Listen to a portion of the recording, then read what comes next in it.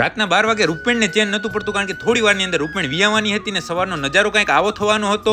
જય માતાજી મિત્રો. અત્યારે રાતના 11 વાગી ગયા હતા, છતાં ટીમ ગૌશાળાએ જ હાજર હતી, કેમ કે બસ થોડી વારની અંદર આપણી રૂપેણ વિયાવાની હતી. રૂપેણનું મને થોડી વાર બદલતું હતું, થોડીક વાર બર કરે ને થોડીક વાર ઓગારે. મારે હર્ષદને હજી રોટલા ખાવા જવાનું બાકી હતું, તો પટેલે થોડી વાર ધ્યાન રાખ્યું. અમે ગયા ઘરે રોટલા ખાઈ તરત પહોંચી ગયા ગૌશાળાએ. અત્યારે હવે રૂપેણ નીચે બેસી ગઈ હતી, થોડી વારમાં ફરી ઊભી થઈ ગઈ હતી. આ બાજુ પટેલે એના ફોનમાં મને ટાઈમ બતાવ્યો કે હવે તો 12 વાગી ગયા છે, હવે કેટલી વાર હશે. 12 વાગ્યા પછી ફરી કલાક જેવો સમય થયો, હર્ષદભાઈ હુઈ ગયા હતા. રૂપેણે હવે થોડું બર કરવા માંડી હતી. રૂપેણને બરે ચડ્યા લગભગ અડધી કલાક જેવો સમય થયો, ત્યારે ઠેઠ દસ્યો આવ્યો. પેલો દસ્યો ફૂટ્યા પછી થોડી વાર પછી બીજો દસ્યો આવ્યો, અને બીજા દસ્યામાં ફાઇનલી બચ્ચાના દર્શન થઈ ગયા હતા. બચ્ચાને મોઢે આવ્યા ને ઘણી વાર થઈ ગઈ હતી, પણ બારે આવતું ન હતું, એટલે હર્ષદે દસ્યો ફોડ્યો ને ફોડીને પછી ખેંચવાની કોશિશ કરી. ત્યાં થઈ ગઈ રૂપેણ ઊભી. ફાઇનલી બચ્ચાના મોઢાના દર્શન અમને થઈ ગયા હતા, અને અમારા ધબકારાય વધી ગયા હતા કે શું હશે, વાછડી કે વાછડો. બચ્ચું જેવું પૂરું બહાર આવી ગયું એટલે સૌ પ્રથમ તો હર્ષદભાઈ એ જ ચેક કર્યું કે શું લઈ આવી છે આપણી આ રૂપેણ. નવા સભ્યને પછી આપણે બેહારે આ કોથરા ઉપર, કારણ કે નીચે ધૂળ ઘણી બધી હતી. બચ્ચાને જેવું તેવું જોઈ લીધું ને હવે રાહ જોઈએ દિવસ ઉગવાની. તો બસ થોડી વારની અંદર સવાર પડી ગયું, દિવસ ઉગી ગયો. તો ફાઇનલી હવે તમે આ બંને મા દીકરીને ચેક કરી શકો છો, કારણ કે દિવસ ઉગી ગયો છે, બરાબર દેખાય છે. મા દીકરી બંને અત્યારે એકદમ ઓકે રિપોર્ટ છે. માએ ખાણ ખાધું, દીકરીએ દૂધ પીધું. રૂપેણે મોડી રાત સુધી આપણે રાહ જોવરાવી, પણ આપણી વાત માની લઈ આવી સરસ મજાની વાછડી. થોડી વાર આમ તેમ ફરીને પછી થાકી ગઈ, એટલે એક જગ્યાએ બેસી ગઈ. ત્યાં થોડી વાર આરામ કર્યો ને પછી એના સેફ પિંજરાની અંદર જવાનો એનો સમય થઈ ગયો તો. સવારથી હવે પડી ગયું બપોર. આ ઢીંગલીબાઈ એના પિંજરાની અંદર જ આમ તેમ ફરતા હતા. તો ભલે મિત્રો,